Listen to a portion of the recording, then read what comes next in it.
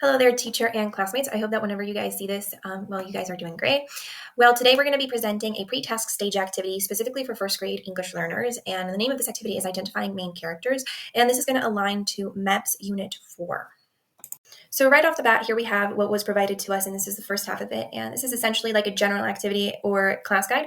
Now, the most important part is actually on the bottom left of our chart, and it's the part that says vocabulary, and then we have a small list of prepositions of place. Now, this is what is going to manifest more clearly in our pre-task activity.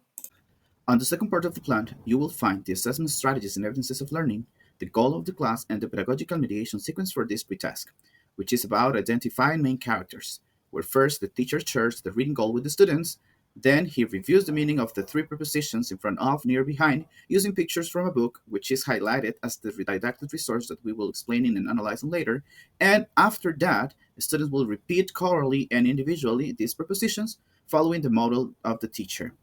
Here, you can take a closer look to the didactic resource that will be used during the pre-task.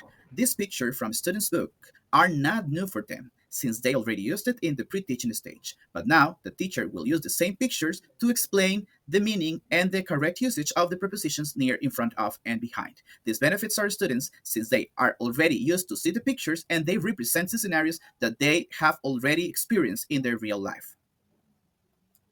So based on Unit 5 of our textbooks, we decided to focus on 3 criteria that we believe this resource satisfies or complies with the most. And the first one is the student's needs. So as a teacher, I want to make sure that I am responding to these 2 questions with the resource that I chose, which are, what do my students need in order to learn English?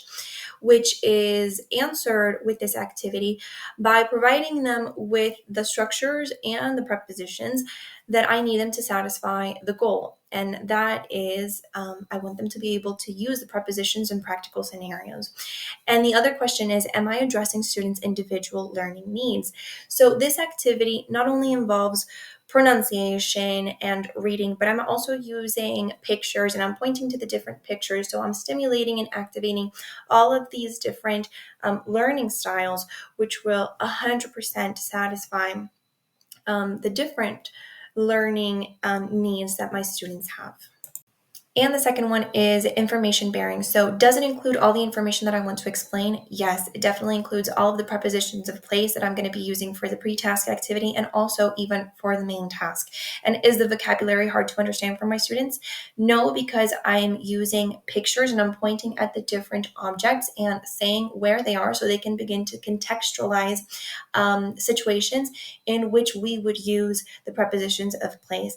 Now, very important here as well to note that we don't want overcrowded or illegible material, as Ramirez 2014 suggested. And we can definitely see by the pictures that we showed earlier that these are not overcrowded pictures. They are very simple to understand. So overall, it's great material. The third criteria to analyze is availability. Can the resource be used several times? Is it available for whenever I need it? As stated by Ramirez, it is vital to consider the usefulness of the media or teaching tools.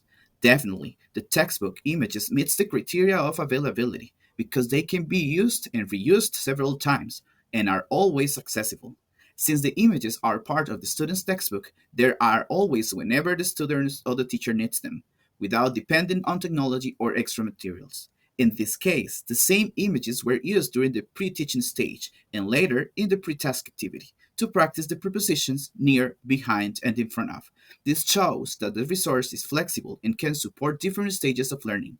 Therefore, textbook images as a resource are a reliable and reusable resource that fulfills the availability criterion.